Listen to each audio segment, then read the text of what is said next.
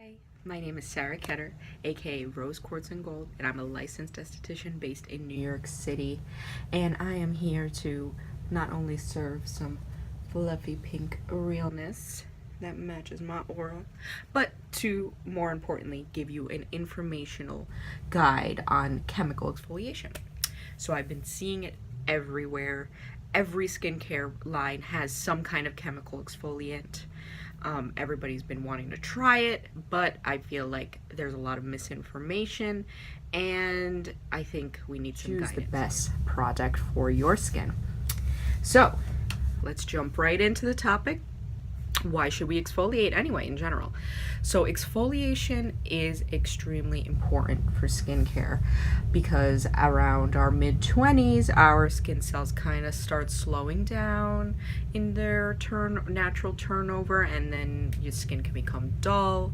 So we exfoliate to help combat dullness, bring more tone, more clarity, more evenness, just a better hydration level. So that brings me into the next reason, which is product absorption. So when we are applying products that we invest a lot of money in onto dead skin cells, they are not going to be as effective. So we want to help the effectiveness of our products by exfoliating so that these products can really help those new skin cells and help plump up the skin, and just you'll look even better if your exfoliation hydration's on point.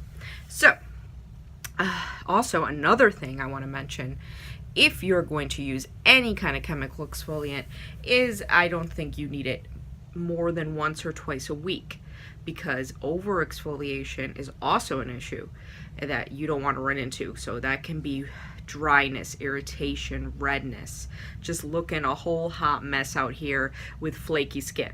So we don't want that. So try to limit your use to these products once or twice a week, or if your skincare professional has recommended more, go for it. They know your skin best, they've seen it, they know your habits, so listen to them. But overall, most people do not need to exfoliate more than once or twice a week. Another thing I'm going to stress is sun protection.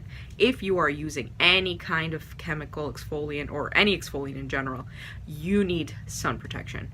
You need to wear sunscreen every day, whether it's a cloudy day, rainy day, whatever. Wear your sunscreen. We do not want these products kind of help in many ways, but they do make you more sensitive to light. So you want to help protect your skin and look your best. The sunscreen is only going to help in terms of anti-aging anyway. And so yeah, so let's start with the types of chemical exfoliants that are out there. So enzymes, let's start with those.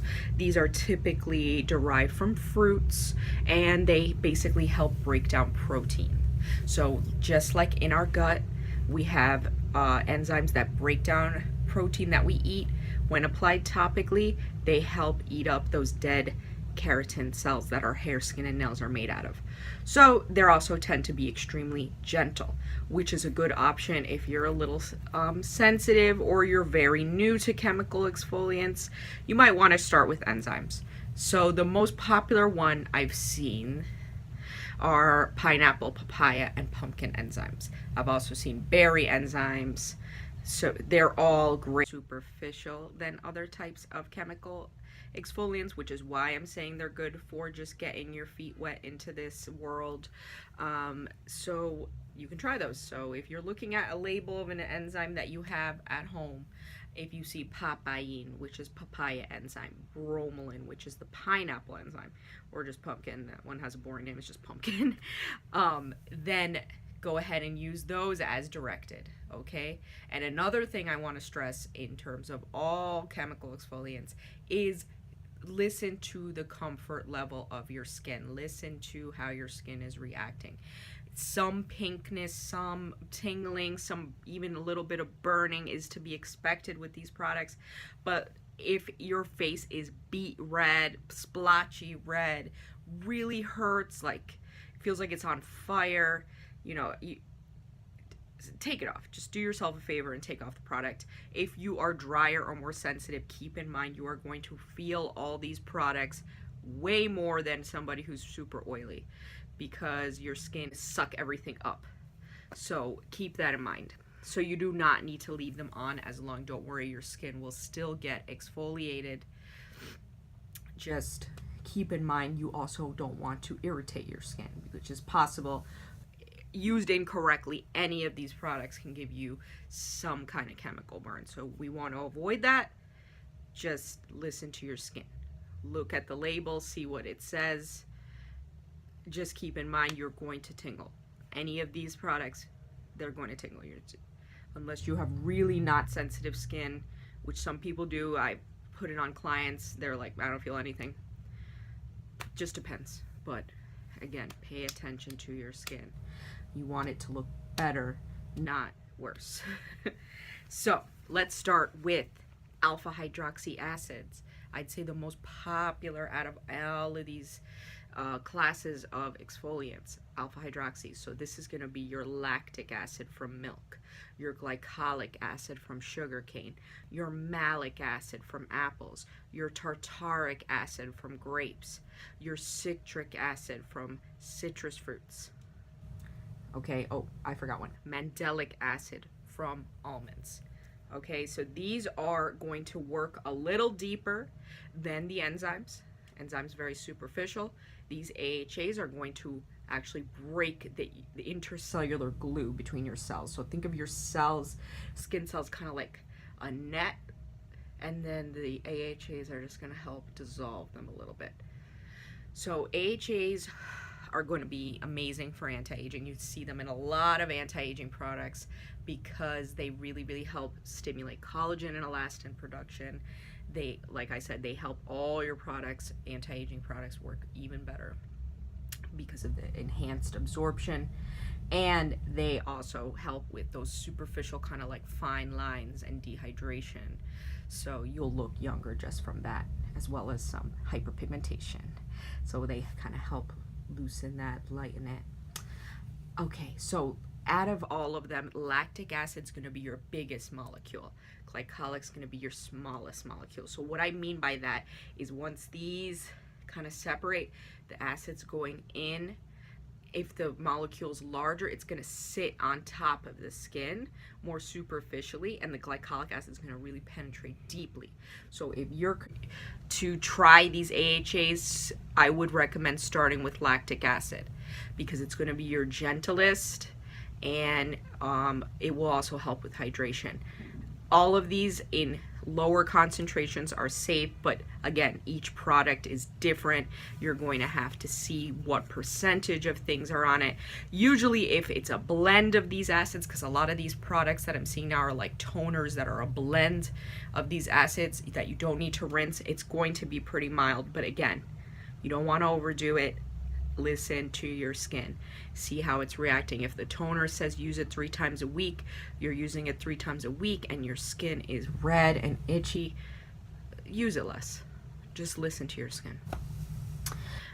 So again, the glycolic acid, like I was saying, is the smallest of these molecules, so they're gonna go penetrate really deep, and that's why you see it in a lot of anti-aging serums and such, and gels and exfoliants. They all come in there's such a huge variety of products, which is why I'm not really mentioning this and that. There are some recommendations I can make. I do skincare and makeup consultations, so if you would like that or interested, you can contact me here or on my Instagram. I have the same username, Rose Quartz and Gold.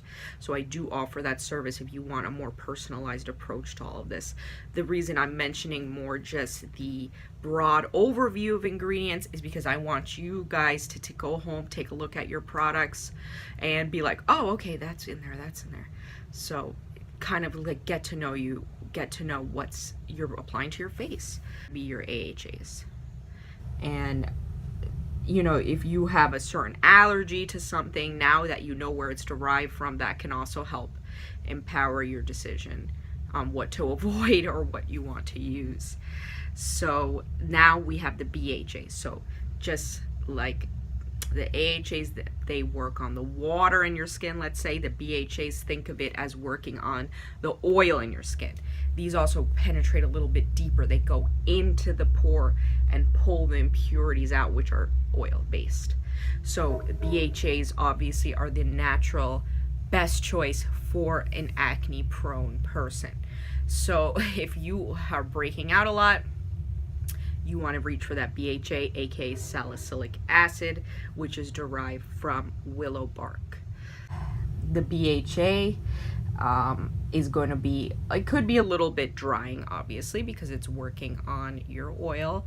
And again, but that is pretty much the only acid that's in the category of the BHA. And a lot of times you will see the AHAs blended with BHAs. So use those together. There's nothing wrong with them. A lot of people who are acne prone have other problems too, with hyperpigmentation, and could be with dryness as well. So when you're using a blend, they kind of help target all your issues. Just be mindful again of how, do not overuse it. I know when something starts really working and you love the results and you just want to keep using it, but remember, skincare is a marathon. It's not a sprint. Getting lasting results, it's similar, like I tell my clients, to going to the gym. Consistency is key. Start using it, give it time to work, listen to your skin, see how it's reacting. That'll give you the best barometer on how to approach it. All right, so now I want to talk about PHAs. Okay, so polyhydroxy acids. These are kind of, I've been seeing only just semi-recently coming out. Apparently, I've been reading a lot about it, and they're the answer to like super sensitive reactive skin that can't handle AHAs or BHAs, or even some say they're even gentler than an enzyme. They are a very large molecule, so they're even larger than lactic acid, so they will not go really deeply into the skin. And apparently they're very good at preventing photosensitivity that these other acids can do. But still, I'm still going to stress, use sunscreen if you're using even a PHA. So if you're looking for this is glucolactone. I'm sorry if that's incorrect. Gluconolactone and lactobionic acid. So these are apparently the answer for sensitive skin. So look out for those PHAs now on the market. There are more and more of them coming out. I'm seeing every day.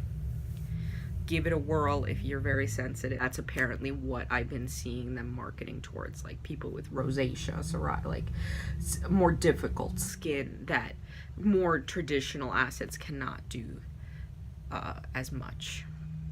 So that is, I just really wanted to make this video to help kind of like untangle the web of what's going on in terms of skincare. I think that they can be easily incorporated into your routine. There are so many different ways that they come, you know, gels, creams, powders. So that's why I avoided listing any products, because there's many ways that they come, and there's different strengths levels. So if you do want personal recommendations, again, ask me about a skincare consultation, give me some suggestions for other video topics that you want to see in the comments. So I just want to inform everybody so they can look their best, not a hot mess out here, especially summertime's coming. You want to be up on your exfoliation game so you look like an amazing sun-kissed goddess that you deserve. All right, well, thank you for watching, and have a great day.